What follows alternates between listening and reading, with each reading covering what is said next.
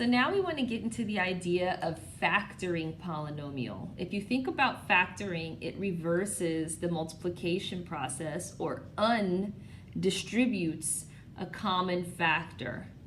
So here we want to find the GCF of the polynomials below and then write it in factored form. So being able to identify the greatest common factor is a very important concept that we'll be practicing for most of the rest of the year. So if I look first, I look at what's the greatest number that can divide into all three of these numbers here. And I see 6 is the greatest factor that I know.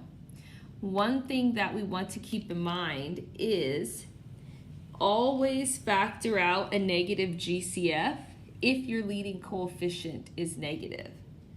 So always factor out negative GCF if your leading coefficient is negative. So I probably should have that in a box somewhere, but you can write that down. So I know that the first part of my GCF is going to be -6. Now, this term has 3 x's, this one has 2 x's, and this one has 1. What's the greatest number of x's I could take out of each one of these? Well, I can't take 3 out of 2. I can't take 2 out of 3, but I can't take 2 out of 1, but I could take 1x out of each of these. So my greatest common factor is -6x. So if I want to factor, that means I'm taking that -6x out and I'm trying to ask myself what would be left if I factored it out. Now keep in mind that factoring it out is like dividing each term by that GCF.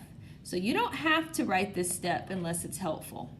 So here's what I'll do. -6 over -6 cancels. X cubed over x makes x squared. 12 divided by -6 is -2. X squared over x leaves x. -8 divided by -6 is +3. And x over x cancels. So here is my factored polynomial pulling out GCF. So let's do the same thing here on number 4. First, what is my greatest common factor?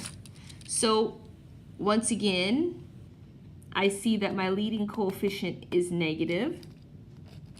So I'm going to factor out a negative. Now 3, 1, this is a 1, and 5. What's the most I could pull out of that? Only 1. That's the only common factor they have. Now let's look at my m's. I have 4, 3, 2.